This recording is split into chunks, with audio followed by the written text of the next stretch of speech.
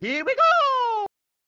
Back to the Future is a 1985 American science fiction film directed by Robert Zemeckis. Written by Zemeckis and Bob Gale, it stars Michael J. Fox, Christopher Lloyd, Leah Thompson, Crispin Glover, and Thomas F. Wilson. Back to the Future movie list. 1985. Back to the Future. 1989. Back to the Future Part 2. 1990. Back to the Future Part 3. The Pawnstar cast Corey Harrison even remembered watching it with his grandfather bass on him. It's the first movie he watched at the big screen. The owner of the hoverboard states he is a big fan of Back to the Future movie franchise, especially Michael J. Fox, who's not a fan of every Steven Spielberg movie. The movie is a blast. At the end of Back to the Future 2, they gave us a end credits scene for the Back to the Future 3. Hey, Doc, we better back up. We don't have enough road to get up to 88. Roads? Where we're going, we don't need roads.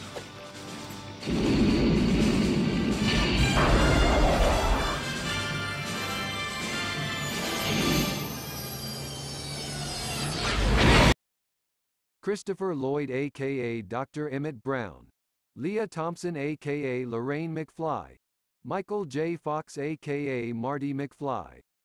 The owner of the hoverboard at first was offering a whopping $1,500, but the pawn owner Corey Harrison managed to lowball the deal to $600. He said he couldn't make money on it.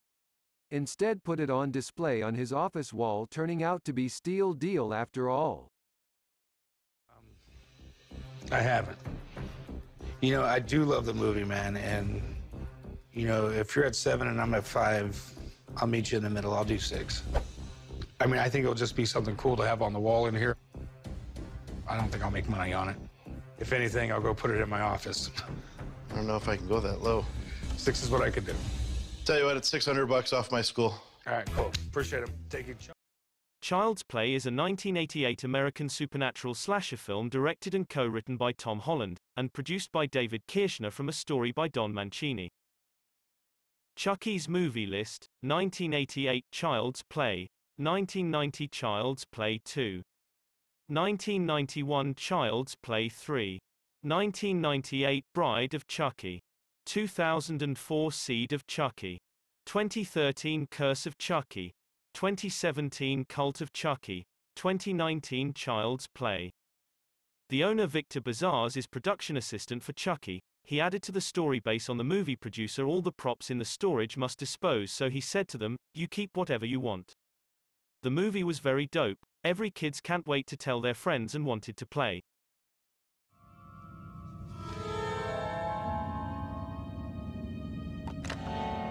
Hi, I'm Chucky. Wanna play? After haggle for a while, Pawnstar owner Rick Harrison offered $2,000 that make the deal closed. Victor Bazars, the owner, is so happy to think that somewhere out there there's a collector or a child that's gonna be happy for his collection, more importantly Chumley. Okay, cool. How much you want for him? I want 3,000. What do you think, chum? I think it sounds pretty cool, but I think that's kind of a lot. I'll give you $1,500. You know, there's a lot of big horror movie collectors out there. The lowest I'd probably go is 25.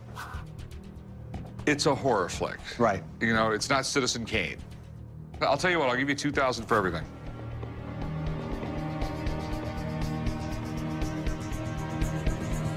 I think that's fair. Okay, $2,000. The batphone is a very important piece of technology in the Batman franchise. It is a form of communication between Batman and Commissioner Gordon and is used to contact him and Robin if he needs their help. Batman is a TV series, aired January 12, 1966 to March 14, 1968. Batman is a 1960s American live-action television series, based on the DC comic book character of the same name. It stars Adam West as Bruce Wayne or Batman and Burt Ward as Dick Grayson or Robin, two crime-fighting heroes who defend Gotham City from a variety of archvillains. List of top Batman movie actors. 1966 Batman the Movie by Adam West. 1989 Batman by Michael Keaton. 2005 Batman Begins. 2008 The Dark Knight. 2012 The Dark Knight Rises by Christian Bale. 2017 Justice League by Ben Affleck. 2021 The Batman by Robert Pattinson. After a long and careful examination of the phone, the Pawnstar expert and the batphone owner wasn't sure if it is the actual batphone used by Adam West, but it was for sure that it was signed by Adam West. The Pawnstar owner Rick Harrison didn't want to take a risk and giving a seller a hard time for sure. Both parties didn't want to give up, but in the end it was a no deal after all. Removal. And what I mean by that is it appears that at some point Adam had signed maybe your name on here, possibly? No, he didn't have my name on there. Yeah, there's no question that I could see the outline of someone's name right here, and it's Adam's style when he does shows. He personalizes. He likes to personalize autographs. But there wasn't another signature on top of that. I would have left that in there. I still think it was personalized at one point. Unfortunately, that will, ultimately affect the value. But did Adam West sign it? Based on everything I've seen here, and based on the signature style, there's no question that they both did sign this piece. Great. Okay. All right, so what do you think it's worth? Based on the fact there's no provenance with the phone. We don't know if it came from the studio. Both West and Ward charge about $45 to $50 a piece for their autograph. I would place the value of this, Rick, conservatively, right at about $200. Okay. That's conservative. Signed poster photo. At the start, they're talking about a poster, signed by a lot of cast including George Lucas himself, Alec Guinness, a.k.a. Obi-Wan Kenobi, Peter Cushing, a.k.a. Wilhuff Tarkin, Mark Hamill, a.k.a. Luke Skywalker, Harrison Ford, a.k.a. Han Solo. Almost everyone's favorite, Carrie Fisher, a.k.a. Princess Leia, people's favorite, rest in peace. This poster is truly masterpiece. Also, this is the original lightsaber Luke Skywalker used in 1983 Return of the Jedi. Return of the Jedi, also known as Star Wars, Episode 6, Return of the Jedi, is a 1983 American epic space opera film directed by Richard Marquand.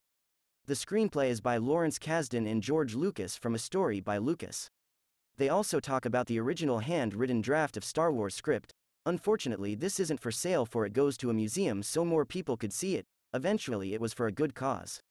All in all, they made at least 9 films in 1977 Star Wars, A New Hope, Episode 4, in 1980 Star Wars, The Empire Strikes Back, Episode 5, in 1983, Star Wars, Return of the Jedi, Episode 6, in 1999 Star Wars, The Phantom Menace, Episode 1. In 2002 Star Wars, Attack of the Clones, Episode 2, in 2005 Star Wars, Revenge of the Sith, Episode 3, in 2015 Star Wars, The Force Awakens, Episode 7, in 2017 Star Wars, The Last Jedi, Episode 8, in 2019 Star Wars, The Rise of Skywalker, Episode 9. Obviously something like that wouldn't be for sale. There are some things that we do sell from time to time. The poster is something I would consider letting go. Okay. What do you think the poster's worth? This is the most desirable Star Wars poster you could possibly own. Main cast all signed by their names. Never even seen that before. Something like this, I'd put the value $50,000 on this, Rick. Okay, so if I retailed it after I got it framed and everything, I should be able to get 50 grand. Absolutely. Okay. I'll give you 25. It's a significant offer. I've got things we would like to preserve, which the money would be useful for. I'd let it go for 35. Would you do 33? Do it 34 and you got yourself a deal. Split me down the middle. The fictional character Superman, an American comic book superhero in DC Comics publications. Plot. As a means to protect his identity, he works in Metropolis at the Daily Planet as mild-mannered newspaper reporter Clark Kent and changes his clothes into a red-blue-red caped suit with an S shield on its chest and is dubbed Superman by Lois. Reeve was picked from over 200 actors who auditioned for the role. Superman, 1978, film just before the destruction of the planet Krypton, scientist Jor-El, Marlon Brando, sends his infant son Kal-El on a spaceship to Earth.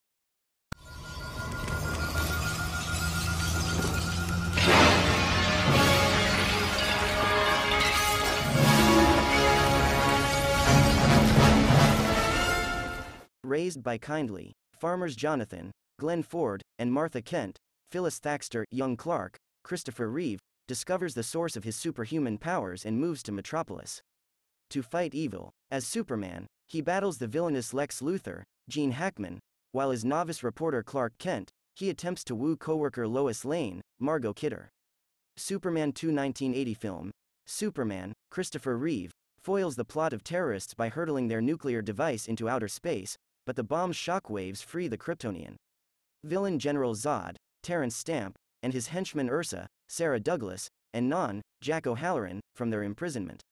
Traveling to Earth, they threaten the planet with destruction at the same time that Superman decides to renounce his superpowers in order to live a normal life as Clark Kent with his new love, Lois Lane, Margot Kidder. Superman 3 1983 film, computer programmer Gus Gorman, Richard Pryor, is hired by financial tycoon Ross Webster, Robert Vaughn, to seize control of a weather satellite and annihilate Columbia's. When Superman, Christopher Reeve, manages to thwart the plan, Webster commands Gorman to use the satellite to locate kryptonite, Superman's weakness. But a missing unknown element in the kryptonite, replaced by Gorman with tar, causes an unintended side effect when presented to Superman. If you're into superheroes, especially Superman, this is the holy grail of holy grail. The owner of the costume gave a hard bargain after moving the price up and down. Props to the Pawnstar owner. Imagine having a piece like this in your shop, but still the deal was off. And they very well might be worth that, but I'm not going to spend that kind of money until I talk to my buddy Tall Rob. Hey, there's my pajamas. Wow. That is definitely wow factor. And he also has a crystal that built the Fortress of Solitude. It's a great piece and perfect to go along with this suit. So let's talk about the suit. As far as he knows, there's only one, and I'm just thinking, like, there's got to be more, because what if he's on set and he's eating a hot dog and he drips mustard down the front of it? They can't just stop production. That's correct. So one of the rules of Hollywood memorabilia, certainly costumes, is they never just make one. I wouldn't touch this suit with my hands. Hands have a lot of oils and a lot of dirt on them. So how do we identify it? Chain of ownership. How did it end up in your possession? Purchased it from an auction about 4.5 years ago. Okay, and that makes sense because that's the last one I saw come to auction was about 4 years ago. And interestingly enough, you're the buyer. That's great. The material's absolutely right for 1978.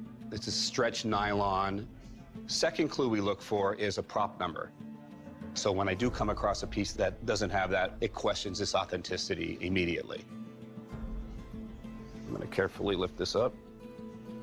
We have a sewn-on label that says C. Reeve and a prop number and a studio number. So that's an excellent sign, Rick. So you think it's all legit? I think it's legit. So what do you think it would be sold at auction for? With that piece, I think at auction, you're looking at a significant value in excess of $250,000.